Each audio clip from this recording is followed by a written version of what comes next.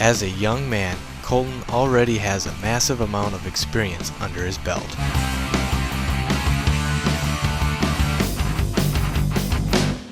For the record, how do we pronounce your last name? Neuhalfen. Neuhalfen. How old are you? 21. When was your first time driving? When I was 14. My first time derbying actually was when I was 14. I ran one time at my hometown fair, and then the next year I built that car, and that's a 73 Chevy Impala, and that was my first fresh car I've ever ran. And I ran Jackson, Minnesota, and I won it with that car fresh, and then I took that car to Fairmont the same year that I was 15, and I won Jackson and Fairmont back to back. Not very many people start out the way I started out, you know. I had a lot of good teachers and people that showed me a lot of the ropes, how to build a derby car. A lot of times, like my dad, when he first started, you know, he was building cars and he never had no one to show him. They tell you what to do, and I did it. And I grew up watching derby tapes. Basically, go to bed watching a derby tape. I just build them, and we all kind of just share what we think and try different things, I guess. Only way to keep on top of your game. How much are you driving in any given summer? Well, this year I ran 18 derbies. 18 derbies throughout the year, and I won 8 of them. First place? Yeah. How many top 5? Pretty much all of them, but 2 of them. Mayhem, I didn't do so hot, so that's pretty much the one I didn't do that good on. But normally we make top 5. What locations do you drive at the most? Heitman Derbies. It's Rochester, Zimbrota, Owatonna. Blue Earth, I run my hometown. That's pretty much one of my biggest favorite ones. What's your favorite class to drive? I like the stock old iron. It's an easier build. You just wreck the car, get it junk, and start on a new one, pretty much. Do you plan on trying any other classes? I'll probably do the Imperial class for Heitman again next year. That's a fun class, but it's a really hard hit and it's a lot of work.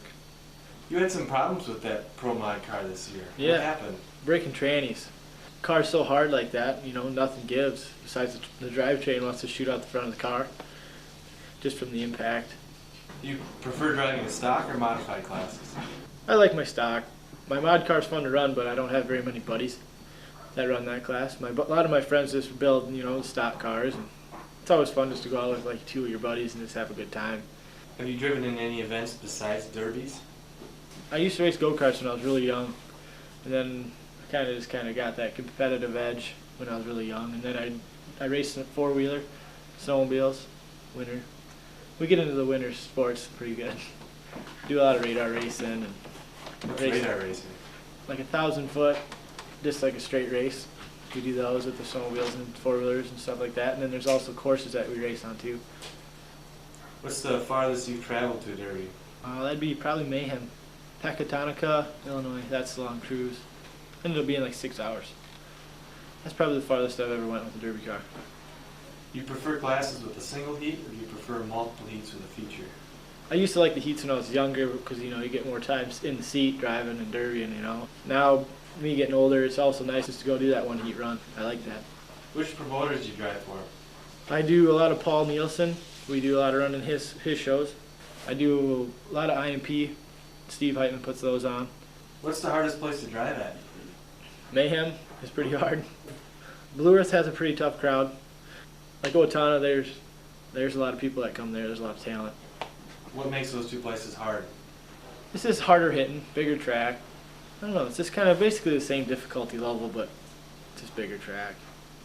What steps do you take to keep yourself safe in your car? We run a lot of like foam on our bars and stuff like that, and good seat belts. My imp car, I have a 5-point harness in that. What safety gear do you wear? I wear a fireproof jacket. I always wear jeans, gloves, eye protection, and a helmet. I see there's a mohawk on your helmet.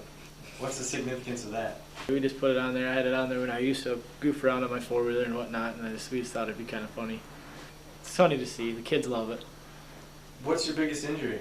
You get rattled around in there pretty hard, but I've never broke a bone or nothing. Probably had a couple concussions maybe, but I don't really know. What's the worst you've seen someone else injured? Matt Ertman, a buddy of mine, we ran down in Northwood a couple years ago, and there was a big bad fire. How long does it take you to build a car? Probably a month. to build a good full-size car. We've built them in a week, like when it's crunch time, but there ain't no way you could ever do that without the buddies helping you. I got like 6, 7 buddies that come around and help me, and we just get to work. What part of your cars do you spend the most money on?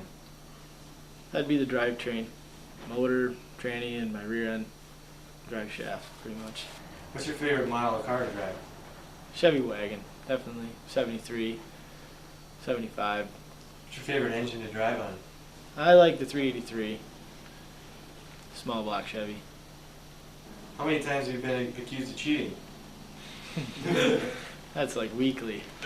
Everybody hates a winner. It seems like you do good at a derby, you know, people start getting on your case about it, but your car's getting inspected just like everybody else. You get a stick, obviously you're not cheating. So I've been beat. I've won derbies too, but you just go home at the end of the day and you just build better or try something different. What's the biggest complaint that you hear? I run distributor protectors and a cradle on my motor and stuff like that, and some people think that's a advantage. People get on me about that, but it really isn't doing nothing when you cut the firewall out. This is a distributor protector. It goes around your distributor, goes around up in the front, bolts down to the front of the water pump. I buy all my stuff from Big Rock Products. You got the bottom one too. That's the bottom cradle. It bolts in 10 different bolts instead of just the 3 that you normally bolt to. So it goes them 3, then it bolts around and it comes from the front. It comes from the front and bolts to the front of the block. And then you got your pulley protector too. That's all built together. You can run the bottom cradle. That's legal and everything, but the distributor protectors, they haven't really been letting that stuff fly around home. So you gotta cut a hole in your firewall like this. And just let it go through. Because like at Mayhem, you can run that, so then you leave this all intact, so then when your front end bends a little bit, and then it hits, and then it just stops, because then you got to bend the car, the body, you know, the frame, everything. What causes you the greatest number of losses? Breaking trannies is pretty much one of my deals. You get those cars that are hard, and it's got to bend or break somewhere, you know, when you hit that hard. How many wins do you have? We're right around 30 wins, probably. So this is the shop, eh? This is the shop. So what are these engines for? These are gonna be going in our snowball cars. Where are you driving this car? This car I'm running at Winter Slam. And Winter Slam was moved this year. It's in Garden City. Yeah, I'm gonna try something different this year. What's that, the wagon? This is a 73 or 75 wagon, Chevy wagon. Where are all these bolts hold up? These little ones? Yeah. Them are 1/4-inch bolts. Where this year you can they let it go in the rules where you can bolt your seams, and you could weld them. Either way, you could bolt and weld them if you wanted to. But that just helps, you know, when you get hit in the car and all the body starts shifting and bending a little bit. You know, them old seams pop apart because they're not made to be, you know, derbied. But when you bolt them together and everything holds together tight, seems to help. Not very many people spend the time to do it. This one, I hope I got it all done and painted before snow falls. I hope to have at least 5 cars built for this coming season over winter. The trophies up there are pretty much from this year.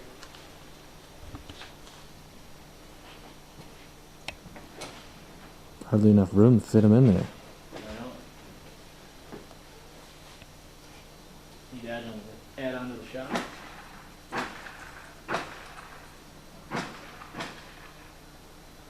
Remember I used to race go-karts when I was really little. Like Forest City, Blue Earth. Pretty much. Jackson I raced a lot at. A lot of time spent.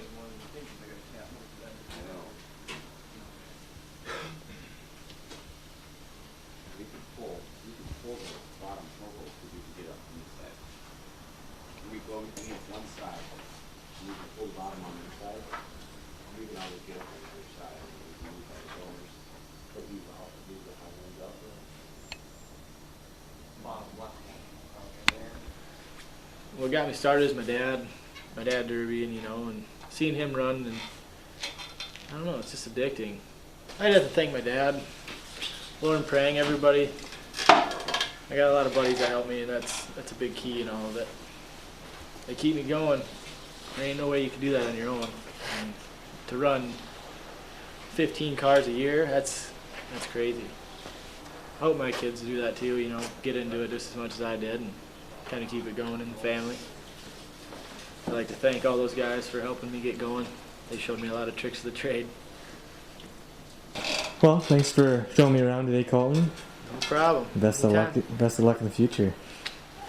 We're gonna see what we got, what 2012 brings. I'm sure we'll be betting some stuff. In this next segment, we'll check out Colton's cars.